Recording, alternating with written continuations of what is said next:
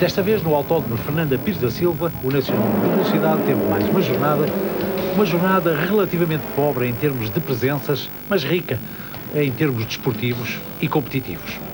Luís Rodrigues, que venceu as corridas anteriores sempre com o maior à vontade possível, desta vez teve como grande adversário Jorge Fernandes, que não lhe deu um minuto de descanso. Aliás, como as imagens documentam, Jorge Fernandes andou sempre colado à roda traseira de Luís Rodrigues, que venceu por uma diferença mínima, embora continue comandante do campeonato. Sendo assim, a categoria 125 produção foi vencida, como se diz, por Luís Rodrigues, seguido por Jorge Fernandes e pelo espanhol Tomás Duran, que partiu da última fila da grelha, efetuando uma ótima recuperação que o levou ao último lugar do pódio.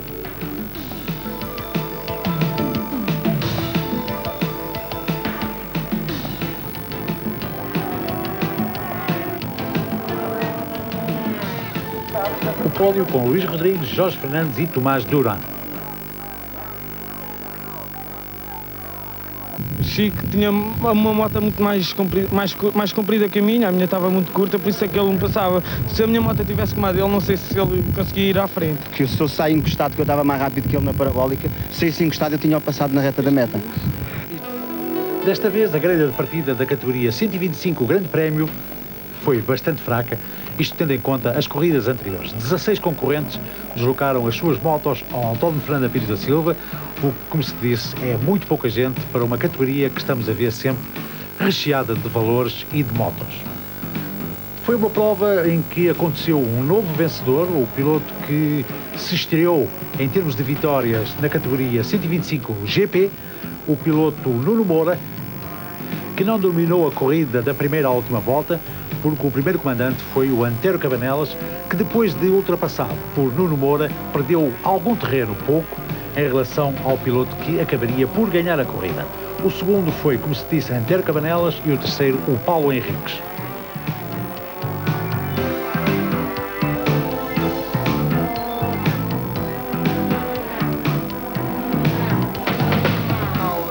O pódio com Nuno Moura, Antero Cabanelas e Paulo Henriques. Vou ficar com mais força, claro, mesmo psicologicamente, porque vi que conseguia andar à frente e bem distanciado. Contrariamente ao que aconteceu com outras categorias, o troféu CBR 600 Honda Castrol apresentou um número razoável de pilotos e voltou a ser uma das corridas mais disputadas aqui no Autódromo Fernanda Pires da Silva. Foram muitos os pilotos que se apresentaram na grelha de partida, como aliás já tinha sido referido, e tivemos o prazer de ver o Tomás Couto regressar novamente às vitórias, imprimindo um bom ritmo, embora não tenha dominado a corrida do princípio ao fim como era habitual. Tomás Couto já tinha sido avisado em corridas anteriores que havia jovens interessados em demonstrar o seu valor, e isso ficou bem demonstrado no circuito disputado em Braga como na OTA. Aqui o piloto resolveu pôr as coisas em dia e, depois de ser quinto da geral, aproveitou alguns erros cometidos à sua frente, foi para a frente, posição que nunca mais largou até a final. Portanto, uma vitória merecida de Tomás Couto. O segundo foi o Luís Barata e o terceiro o Diamantino Fernandes.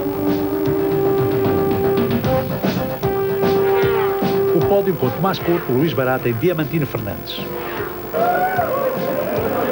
Estas últimas duas corridas não me correram bem, mas eu estava com esperança de voltar a ganhar e hoje fiz tudo para ganhar. A crise também chegou à categoria principal do nosso Campeonato Nacional de Velocidade, a categoria de Superbikes, porque na primeira manga só se apresentaram na grelha de partida 8 pilotos, um número francamente insignificante. Até porque a categoria de Superbikes normalmente costuma proporcionar ótimas corridas com muita luta para o primeiro lugar, o que também não aconteceu, pelo menos na primeira manga, em que Telmo Pereira voltou a demonstrar o seu bom momento de forma e, aliás, como tinha acontecido na OTA, o piloto foi para a frente, nunca mais ninguém o viu, incluindo os seus dois colegas da equipa, e terminou com um avanço relativo, o que lhe veio facilitar as coisas em termos de vitória na primeira manga. Boa corrida efetuada pelos homens da Ducati, Rui Vieira, quarto, Vasco Salgado, quinto.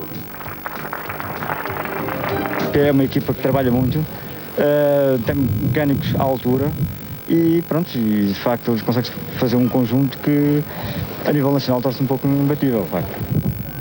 A segunda manga da categoria de Superbikes ia sendo em tudo idêntica à primeira, não fosse a queda de Telmo Pereira, pois o piloto da Suzuki ia vencer novamente a segunda manga, aliás, como já tinha acontecido na Honda.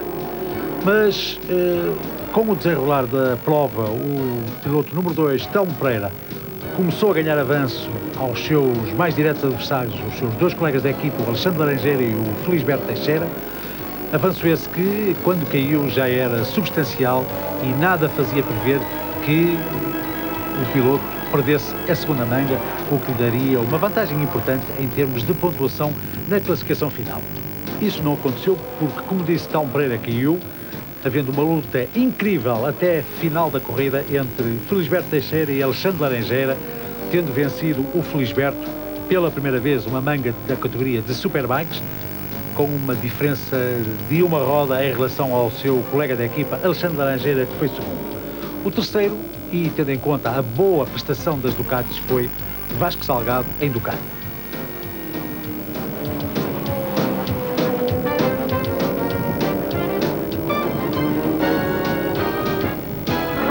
O trio da Suzuki da primeira manga não se repetiu na segunda, porque Telmo Pereira caiu.